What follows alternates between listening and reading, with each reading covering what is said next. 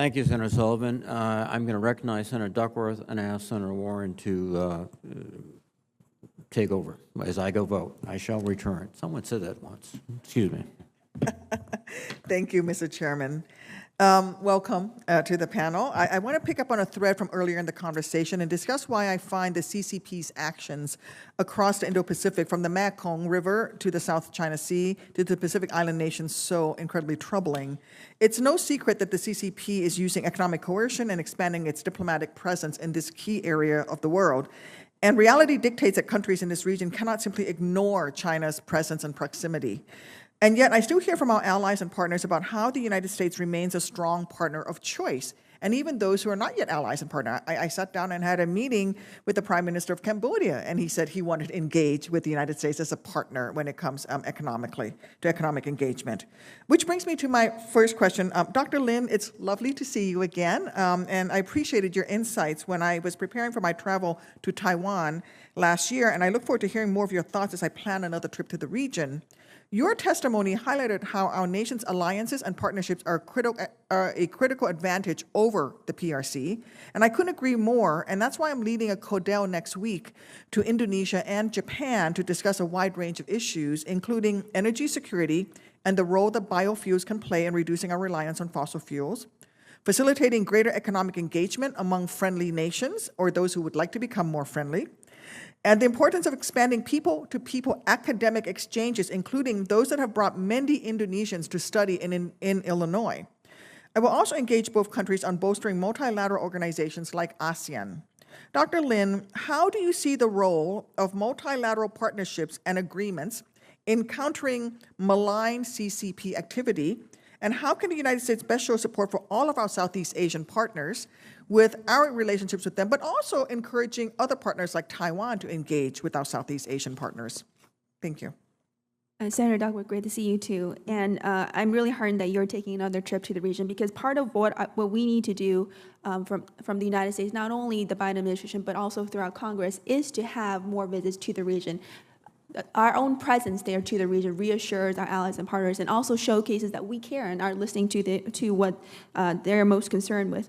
With respect to multilateral organizations, we are already doing quite a bit in this area, and I would point out for Indonesia, what is particularly valuable is the recent Indonesian agreement with Vietnam to settle their disagreements over the EEZ, and that settlement is a model that should be emulated, or that we should support other Southeast Asian countries to do, because it shows that we can, or rather U.S. allies and partners can settle disputes peacefully in the South China Sea. And that is a clear pushback against China's claims in the South China Sea, the 9-9 claims.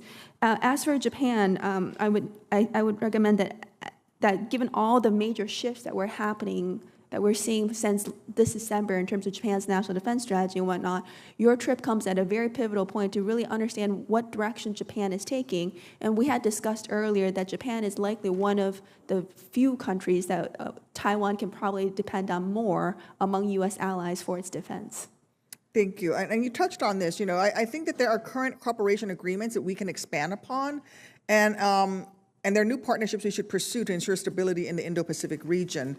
I also think we need to look at what's happening in Europe, specifically the war of choice in Ukraine. And so my next question, Dr. Lin, to both Dr. Lin and Dr. Hill, building on what Dr. Lin was just talking about with working with our Asian partners to expand more of these partnerships and agreements.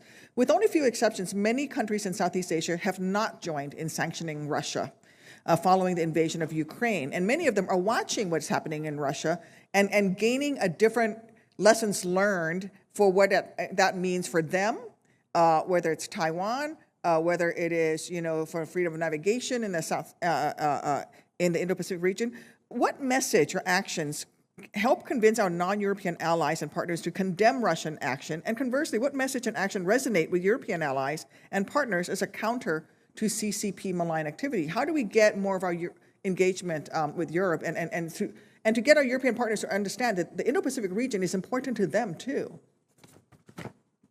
Right, so in terms of getting more Asian allies and partners on board to sanction Russia, I think part of it is also trying to understand what is holding them back. Is it because they are very dependent on Russian arms?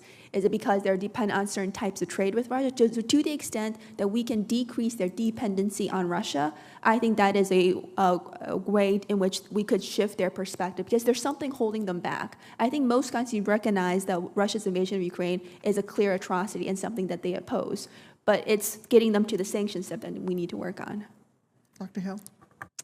I agree completely with Dr. Lin. I think part of the issue that we face, not just in Southeast Asia but elsewhere, is a lot of countries are values neutral when they look at this. So we have to clarify what's at risk. It's not autocracy versus democracy, because they can constantly challenge that.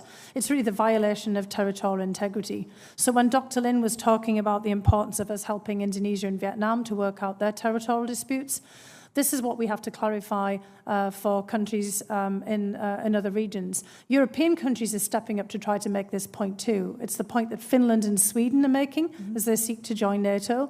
Poland, the Baltic states, other countries are expressing their deep concern, and that this is also a problem in the Indo-Pacific region. India, for example, is a really important country to engage on this, and I hope that members of this committee will think about going to India. I know you already have had meetings with Indian officials, because India faces territorial disputes not just with Pakistan but also with China in the Himalayas. And India is wondering, what are we going to do in the event of another outbreak of conflict there, for example, just as other countries around Asia are wondering what our posture is going to be on these issues. That's what we have to clarify. Thank you. Thank you. Senator Schmidt is